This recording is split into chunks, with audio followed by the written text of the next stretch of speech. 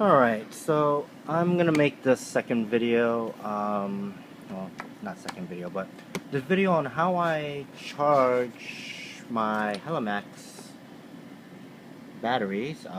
This one happens to be one out of the 1SQ 250 milliamps 3.7 1S lipo or single cell, and it goes the same for the one that comes with the Heli-Max 100 CP, the 200 milliamp 1S 3.7 volt lipo.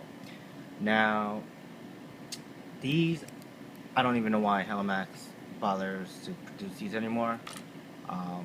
As you could tell here, and I'll show you from.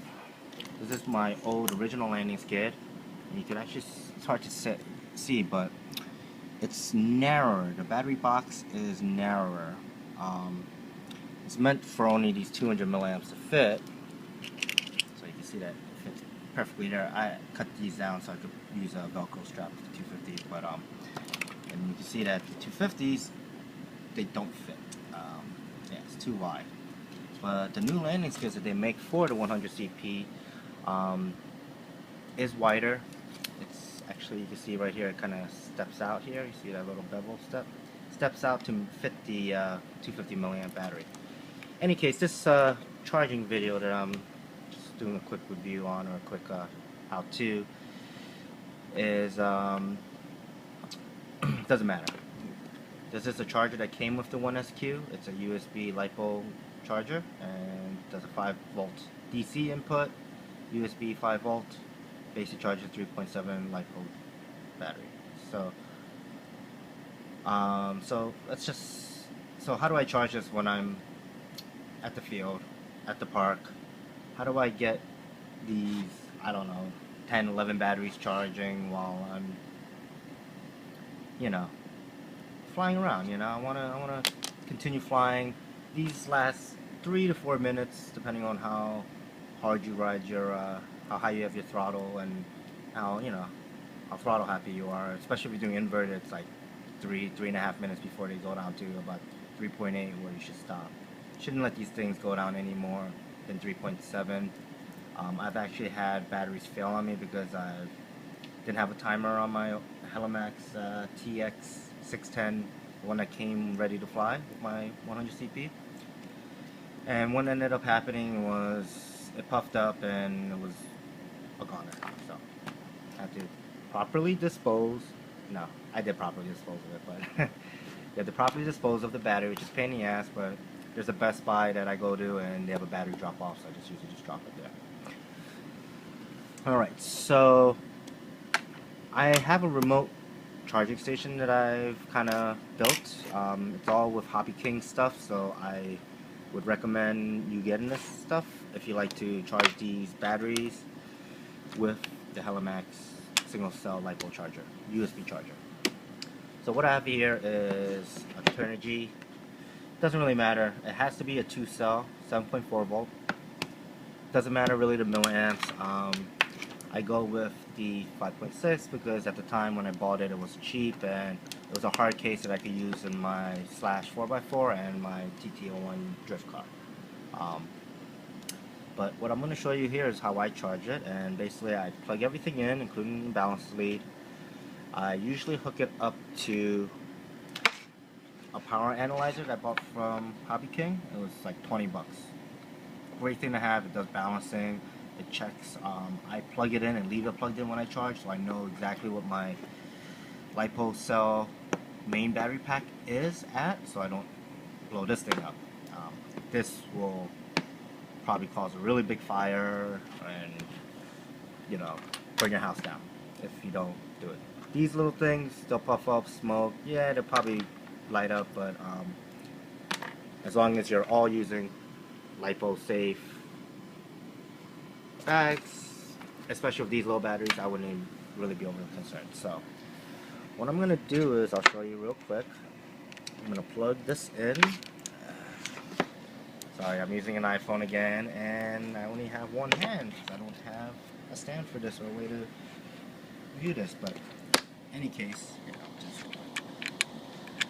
so I plugged the balancing cable into the cell port here, and it's all labeled, so just make sure the black is plugged into the negative, and then you got your 1, 2, 3 signal, which is power, I think positive for each channel, and then another negative for the main. So you actually see from the cable here. So yeah, you got your negative, your positive, and then you got your single cell balancing or whatever. However they do it, I'm not sure. There's enough YouTube videos on lipo batteries, I don't have to go over it. So I do this so that way I can check my lipo battery. See, it's at 100%. You can look at the individual cells, and if I want, I could even balance it. So I'm just gonna go ahead and balance that real quick. It only takes a couple of seconds. It's quicker when you actually have the main power source in, but it's alright because I'm gonna be using this power source, so the primary battery connector. Oh, look, it's done already. Okay. So let's just go back to monitoring mode so I can see what my cells are doing, and yeah, I guess that's balanced. 419, 420. I guess that's balanced as far as hobbyking is concerned. So the next thing to buy to make this charging station is you need a way to charge, to go from the 7.4 volt to a USB connection, and guess what?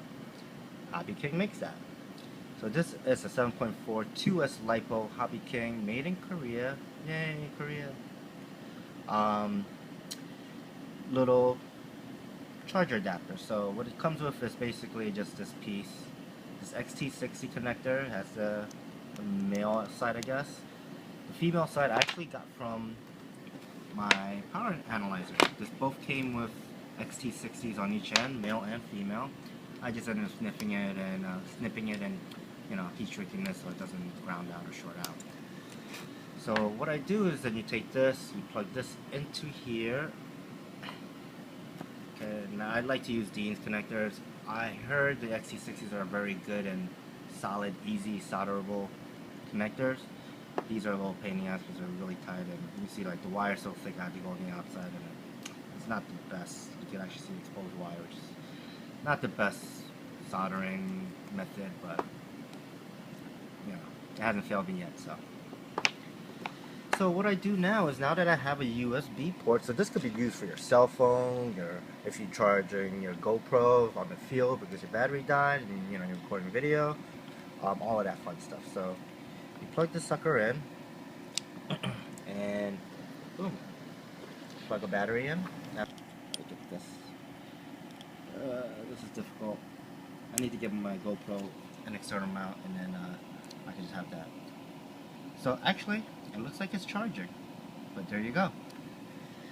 Nice, quick, easy method of getting a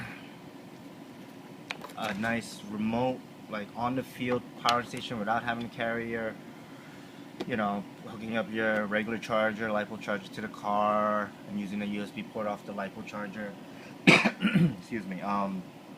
Or having to carry a car battery or maybe a motorcycle battery, to power your DC charger. This just makes a nice little thing. I could put this all in a lipo safe bag. When I get on the field, I'll take it all out, set it up, lay my batteries in order and what I want to use them at, and then I'll use the battery. As soon as I'm done, I'll let it, if it's warm, I'll let it cool off a little, and then I'll plug it in and let it charge. The charge time is exactly, as far as I can tell, exactly the same as if you're charging off of this system here, or charging it off my Mac laptop or my MacBook, my Mac Pro desktop I have here. So I can't see a difference timing, wise. It's about the same. It's approximately 30 minutes to charge one of these little lipos. So there you go.